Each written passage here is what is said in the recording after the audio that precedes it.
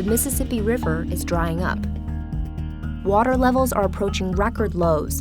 Barges are getting stuck on sandbars in unprecedented numbers. Many ports and docks no longer have water deep enough for commercial boats to safely reach them. And this is a problem for the whole country.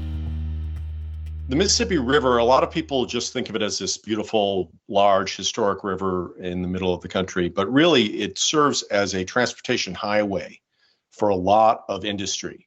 The river is a critical shipping route for agriculture, oil, and building materials. And the Mississippi watershed, which includes all the creeks, streams, and lakes that feed into the Mississippi River, is the largest in the U.S. Farmers in Iowa, they harvest their soybeans and they put them on barges and send them down to the port below New Orleans, and then it's sent to China. Chemicals are processed in Louisiana and sent upriver to the Ohio, to factories in Pittsburgh. The central part of this country thrives in part on industry moving goods and services up and down the river. October is traditionally a month of low water on the Mississippi, but this year, the river's water levels are approaching lows not seen since 1988. And if that's the case, the river at certain points is just going to shut down for commercial traffic. The water has gotten so low that a shipwreck was exposed along the banks of the river in Baton Rouge, Louisiana earlier this month. Archaeologists believe it sank in 1915. In recent weeks, there have been over 20 blockages on the river and backups of thousands of barges per day.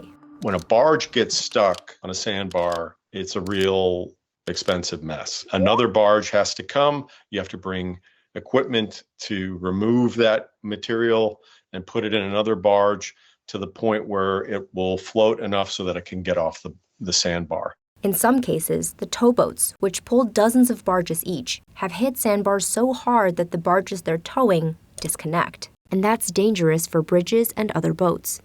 Riverboat cruises have also halted due to low water levels. Industry leaders say if water levels stay this low or get even lower, the tourism industry will take a massive hit. So what's causing the river to dry up? It just did not get enough rain this year, particularly in the upper Ohio River Valley. Normally, this is hurricane season in the south. Some hurricanes will plow into the United States and then become enormous rainstorms that go up into the Ohio River Valley and dump a lot of rain. That didn't happen this year. And industries that rely on the river to transport goods don't have many alternatives. It's not as though a farmer can just run to the railroad and that solves the problem. The rail system is so pressed right now, and they have labor shortage issues. They have capacity issues that they're running into. But sticking with the river will be costly for farmers. Normally, shipping along the Mississippi River is the cheaper option. But with fewer boats and barges able to transport goods, prices have shot up. For example, the cost of sending a ton of corn, soybeans, or other grains from St. Louis to southern Louisiana has jumped over 380% since October 2021. The fall harvest season, which usually peaks in October, is the busiest time for agricultural products. If you can't get a rail line out, your soybeans are just sitting in an open field. I mean, a lot of farmers are hesitating to even harvest right now. But if let's say there are massive rainstorms and your soybeans are just sitting out there, that could really, really, really be disastrous. This disruption along the river comes at a time when the war in Ukraine has prompted huge demand for American agricultural products. And farmers were very excited. They can't get their stuff to market. They can't get it to market, not easily and not cheaply.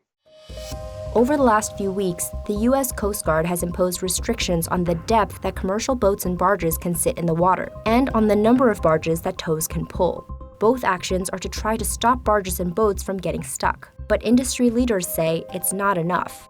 There's no real answer except for the rain. There's hope that beginning around December, rain will start to fall in the Ohio River Valley to an extent where it'll start to bring that water back down to the Mississippi and things will get better. If not, we're all in a lot of trouble.